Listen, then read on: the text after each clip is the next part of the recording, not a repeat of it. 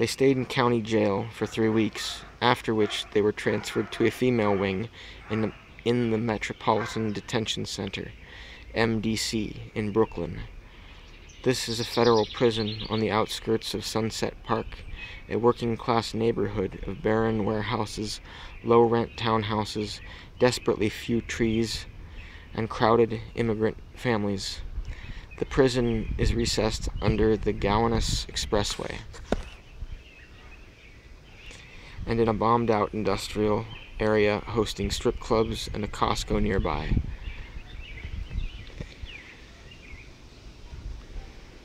But it was also the same facility that was holding Rasha's brother and father.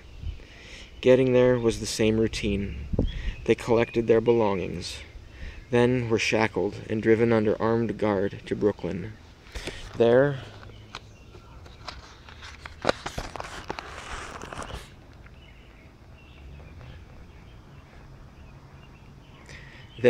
they were again led out of the Bureau of Prisons van, given jumpsuits, photographed and searched. But compared to Bergen, MDC was a step upward. The female wing was much cleaner than the New Jersey cell and arranged more like dormitory living than lab rat cages. The women were assigned to a huge room with bunk beds and lockers. The wing had a simple, common kitchen, and its architecture facilitated much more opportunity to commune with others. Maybe life was getting better. The women held at MDC were just as resourceful, especially again with food. They would collect all the leftover food and find ways to preserve it, jerk the meat, collect the vegetables, and store them. When they were given plain pasta for dinner one night, some of the Asian inmates took over, reaching for the old vegetables, chopping them up, and mixing them with the pasta for dinner. Rasha was impressed. But just as at Bergen, time at MDC dragged on, and Rasha began to feel that they were never going to get out, that she wasn't going to see her friends again, that she was not going to graduate college, get married, and move on to the next phases of her life. She slowly resigned herself to these facts.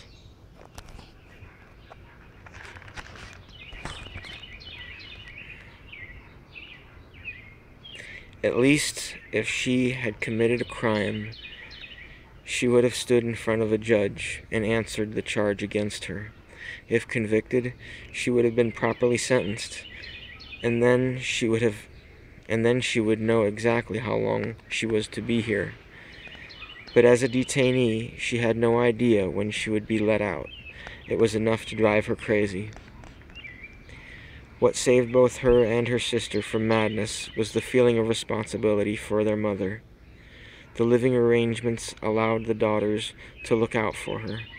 This usually meant standing up for her with the correctional officers, who often treated Rasha's mother, since she couldn't communicate in English as easily as her daughters, with impatient contempt. The conflict reached a head one day when Rasha's mother went to a room assigned to their wing's correctional counselor. The correctional counselor's job is to assist in the smooth running of the facility, in part by hearing and assisting inmates' concerns and requests. She asked him to call her son, who was being held in Pennsylvania. Rasha didn't like this counselor. He had all the capricious behavior and arbitrary mood swings of a dictator. On some days, he would look at you with these large, gentle cat eyes. He would listen to your problems and help you out as he could. Then you'd feel so grateful, as if you owed him more than you would ever be capable of repaying. But most of the time, he was just lecturing and insolent. He would look at Rasha and her family in their prison jumpsuits and treat them like the dust hiding under dust. He didn't know the reasons for people's incarceration, and he didn't care anyway. He was always shaking his head at the inmates, telling them they shouldn't expect anything at MDC and that they deserved everything they got. Since they all had done something terrible, they all deserved to be here. That's how he treated Rasha, but she had committed no crime, and she knew she didn't deserve to be there. She hated him.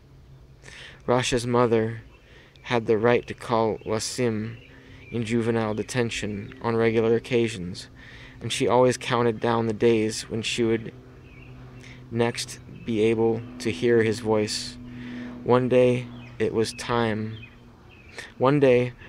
time, she walked into the counselor's office and asked to call him.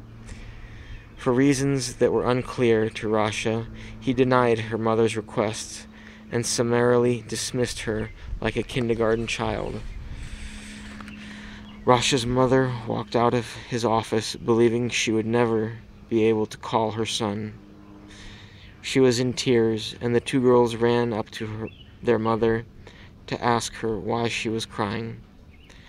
They got the story and turned their mother around, walking her back to the counselor's room.